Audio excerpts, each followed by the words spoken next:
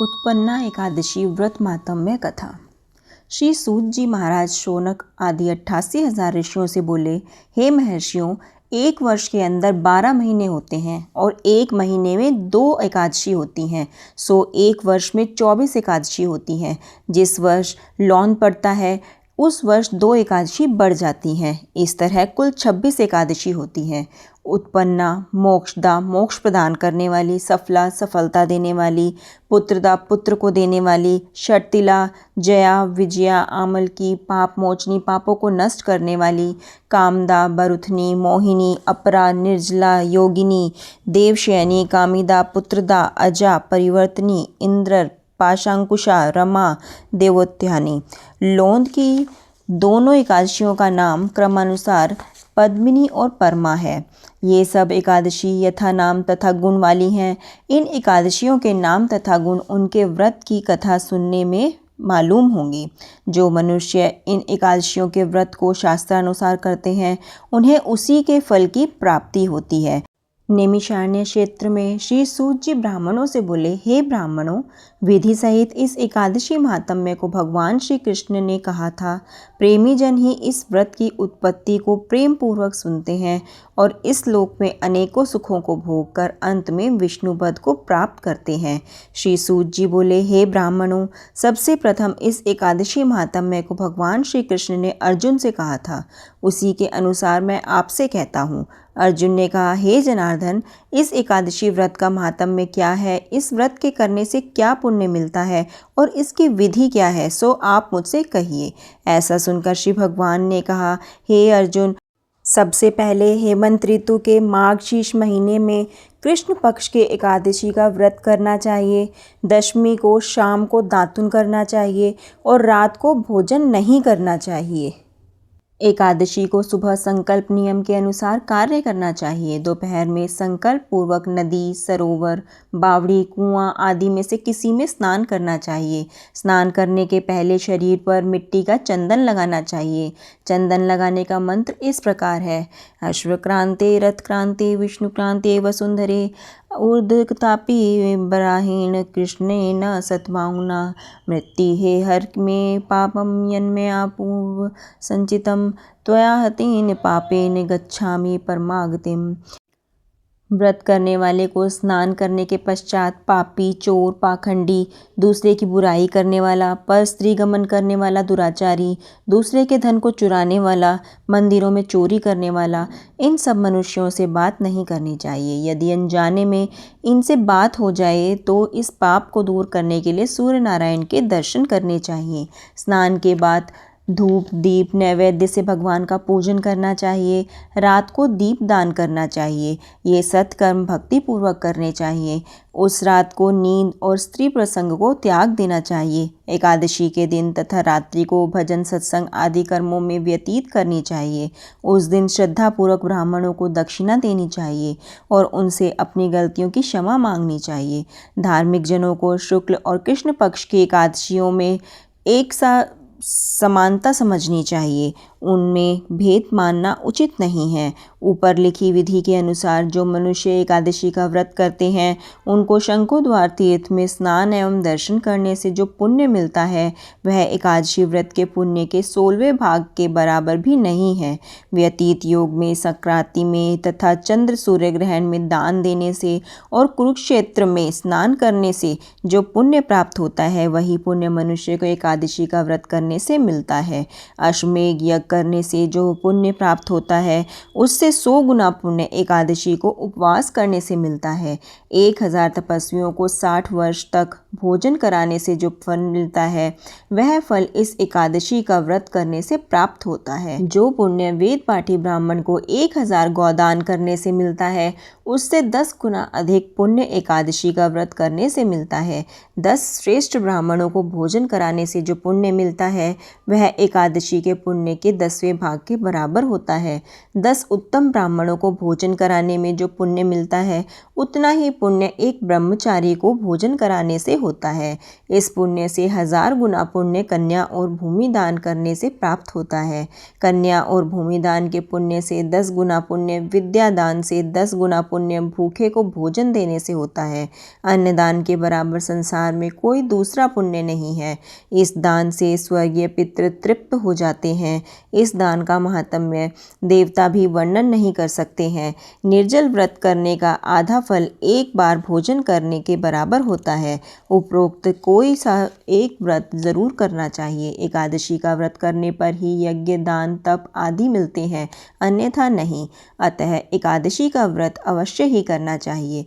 इस व्रत में शंख से जल नहीं पीना चाहिए। मछली, सूअर तथा अन्न एकादशी के व्रत में वर्जित है। एकादशी व्रत का फल 1000 यज्ञों से भी अधिक है।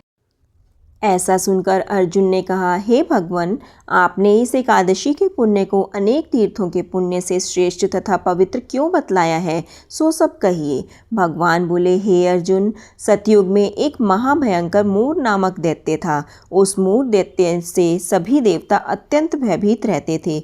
दैत्य ने इंद्र आदि देवताओं को जीत उन्हें उनके स्थान से गिरा दिया। तब देवेंद्र ने महेंद्र से प्रार्थना की, हे शिव शंकर, हम सब लोग इस समय मूर दैत्य के अत्याचारों से मृत्युलोक में अपना जीवन व्यतीत कर रहे हैं। कृपा कर इस दुख से छूटने का उपाय बताइए। महादेव जी बोले, हे देवेंद्र, आप श्री विष्णु भगवान के पास जाइए। इंद्र तथा अन्य देवता क्षीर सागर, जहाँ पर कि भगवान विष्णु शेष शैया पर शयन कर रहे थे, गए और देवताओं सहित इंद्र ने उनकी इस प्रकार स्तुति की, हे देवताओं के देवता और देवताओं के देवताओं द्वारा स्तुति करने योग्य आपको बारंबार प्रणाम है। हे दैत्यों के संहारक, हे मधुसूदन, आप हमारी रक्षा करें। हे जगन्नाथ, समस्त देव दैत्यों से भयभीत होकर आपकी शरण में आए हैं। आप ही इस संसार के कारक और कर्ता हैं, सबके माता पिता हैं, जगत की उत्पत्ति, पालन और संहार करता तथा देवताओं की सहायता करने वाले और शांति प्रदान करने वाले हैं। आकाश पाताल आप ही हैं। तीनों लोकों को उत्पन्न करने वाले ब्रह्मा, सूर्य, चंद्र, अग्नि, हव्य, स्मरण, मंत्र, यजमान, यज्ञ, कर्म, कर्ता, भोक्ता आदि आप ही हैं। हे देव, शरण में आए हुए कि आप ही रक्षा करने वाले हैं। इस समय दैत्यों ने हमें स्वर्ग से निकाल दिया है। अब आप हमारी रक्षा कीजिए। देवताओं द्वारा करुण वाणी को सुनकर श्री विष्णु भगवान बोले, हे देवताओं, वह कौन सा दैत्य है जिसने देवताओं को जीत लिया है? कहाँ रहता है तथा उसमें कैसा बल है, यह सब मुझसे कहो। भगवान के वचनों को सुनकर इंद्र बोले, हे भगवान, प्राचीन समय में नाड़ीजंग नाम का एक दैत्य था। उस दैत्य की ब्रह्मवंश से उत्पत्ति हुई थी। उसी दैत्य के लड़के का नाम मुर है। वह अपनी राजधानी चंद्रावती में, जिसने अपने बल से समस्त विश्व को जीत और सब देवताओं को देवलोक से निकालकर इंद्र, अग्नि, यम, वरुण, चंद्रमा, सूर्य बनकर पृथ्वी को तपाता है, मेघ बनकर जल की वर्षा करता है। अतः आप उस दैत्य को मारकर देवताओं की जीत कराओ। इंद्र के वचन सुनकर श्री विष्णु भगवान बोले, हे देवताओं, मैं तुम्हारे शत्रुओं का शीघ्र ही संहार करूंगा। अब सब चंद्रावती नगरी में जाओ। और इस प्रकार भगवान विष्णु देवताओं से कहकर उनके पीछे पीछे चंद्रावती नगरी में चल दिए। उस समय मुर अनेक दैत्यों के साथ युद्ध भूमि में गरज रहा था। युद्ध होने पर असंख्य दानव अनेकों अस्त्र शस्त्रों को धारण कर देवताओं से युद्ध करने लगे, परंतु देवता दानवों के आगे एक क्षण भी न ठहर सके। तब भगवान भी युद्ध भूमि में आ गए। भगवान विष्णु को देखा तो उन पर अस्त्र शस्त्रों का प्रहार करने लगे। भगवान भी चक्र और गदा से उनके शस्त्रों को नष्ट करने लगे और इस युद्ध में अनेकों दानव सदैव के लिए सो गए। परंतु दैत्यों का राजा मूर भगवान के साथ निश्चल भाव से युद्ध करता रहा। भगवान विष्णु मूर को मारने के लिए जिन जिन शस्त्रों का प्रयोग करते, वे सब उसके तेज से नष्ट होकर उस पर पुष्पों के समान गिरने लगे। वह आपस में मल्ल युद्ध करने लगे, परंतु इस दैत्य को न जीत सके। अंत में भगवान विष्णु शांत होकर विश्राम करने की इच्छा से बद्रिकाश्रम गए। उस समय 48 कोस लंबी एक द्वार वाली हेमवती नाम की गुफा में शयन करने के लिए भगवान घुसे।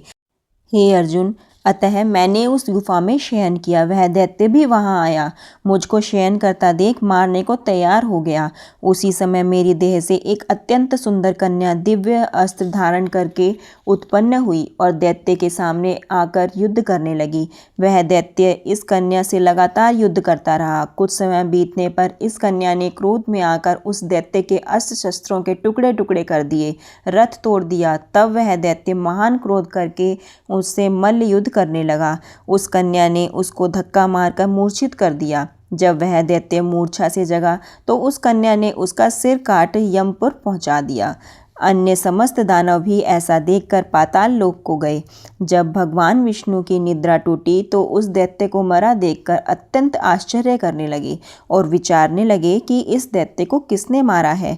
तब कन्या भगवान से हाथ जोड़कर बोली कि हे भगवान, यह दैत्य आपको मारने को तैयार था, तब मैंने आपके शरीर से उत्पन्न होकर इसका वध किया है।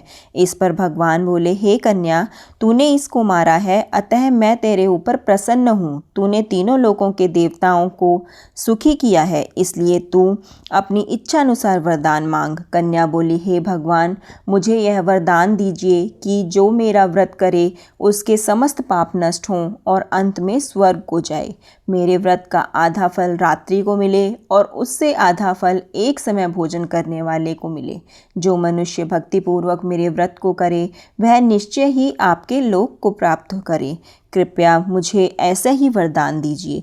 जो मनुष्य मेरे दिन और रात्रि को एक बार भोजन करे वे धन धान्य से भरपूर रहे। इस पर भगवान विष्णु उस कन्या से बोले, हे कल्याणी, ऐसा ही होगा। मेरे और तेरे भक्त एक ही होंगे और अंत में संसार प्रसिद्धि को प्राप्त होकर मेरे लोक को प्राप्त करेंगे। हे कन्या, एकादशी को पैदा होने से तेरा नाम भी एकादशी हुआ। जो मनुष्य तेरे इस दिन का व्रत करेंगे उनके समस्त पाप नष्ट हो जाएंगे और अंत में मुक्ति को प्राप्त करेंगे। तू मेरे लिए अब तीज, आठे, नौमी और चौदस से भी अधिक प्रिय है। तेरे व्रत का फल सब तीर्थों के फल से महान होगा। यह मेरा कथन सत्य है। ऐसे कहकर भगवान उसी स्थान पर अंतर्ध्यान हो गए। एकादशी भी भगवान के उत्तम वचनों को सुनकर अत्यंत प्रसन्न हुई। हे अर्जुन, सब तीर्थों, दानों, व्रतों के फल से एकादशी व्रत का फल सर्वश्रेष्ठ है। मैं एकादशी व्रत करने वाले मनुष्यों के शत्रुओं को, विघ्नों को नष्ट कर देता हूँ और उन्हें मोक्ष दिलाता हूँ। हे अर्जुन, यह मैंने तुमसे एकादशी की उत्पत्ति के बारे में बतलाया है। एकादशी पापों को नष्ट करने वाली और सिद्धि को देने वाली है। उत्तम मनुष्यों को दोनों पक्षों की एकादशियों को समान समझना चाहिए। उनमें भेदभाव मानना उचित नहीं है। जो पुरुष विष्णु भक्त हैं उनको धन्य है। जो मनुष्य एकादशी महात्म्य को श्रवण व पठन करते हैं उनको अश्वमेघ यज्ञ का फल मिलता है। जो मनुष्य भक्तिपूर्वक कथा सुनते हैं वे विष्णु लोक को जाते हैं और करोड़ों वर्षों तक उनकी उस जगह पूजा होती है।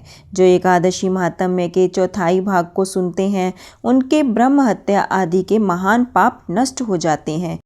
विष्णु धर्म के समान संसार में कोई दूसरा धर्म नहीं है और एकादशी व्रत के बराबर कोई भी दूसरा व्रत नहीं है। बोलो श्री कृष्ण भगवान की जय। बोलो एकादशी माता की जय।